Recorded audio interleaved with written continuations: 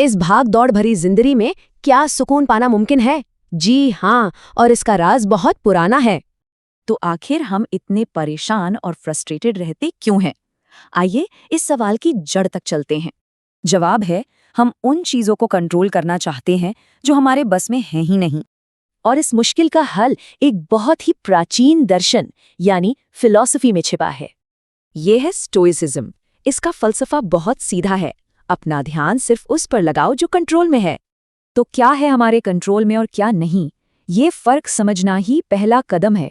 असली गड़बड़ तब होती है जब हम इन दोनों को मिला देते हैं, दूसरों को बदलने लगते हैं, खुद को नहीं। महान दार्शनिक एपिक्टेटस ने कहा था, चीजें परेशान नहीं करती बल्कि उनके बारे में हमारे विचार करते हैं। इसका मतलब यह है कि हालात चाहे जो भी हों, असली फर्क हमारी अपनी प्रतिक्रिया से पड़ता है। देखिए, कुछ बातें तो तय हैं जिन्हें हम बदल नहीं सकते। लोग जज करेंगे, नज़रअंदाज भी कर सकते हैं, लेकिन हम उन पर रिएक्ट कैसे करते हैं, ये हमेशा हमेशा हमारे हाथ में होता है। तो सवाल ये है कि इसे अपनी रोज की जिंदगी में कैसे अपनाएं। चलिए समझते हैं। बस कुछ कदम उठाने हैं, दूसरों से उम्मीदें कम, अपनी प्रतिक्रिया पर काबू और हालात को स्वीकार करना।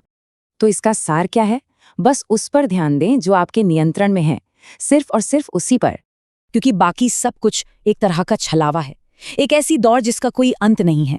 याद रखिए, असली सुकून बाहर नहीं बल्कि अपने अंदर, अपने कंट्रोल में ही मिलता है। और जिस पल ये बात समझ आ जाती है ना, जिंदगी से तनाव की जगह ठहराव आने लगता है। तो फिर असली ताकतवर इंसान कौन है? वो नहीं जो सब कुछ कंट्रोल करता है, बल्कि वो है जो खुद को कंट्रोल करता है। तो अब सवाल ये है कि हमारा फोकस कहाँ है?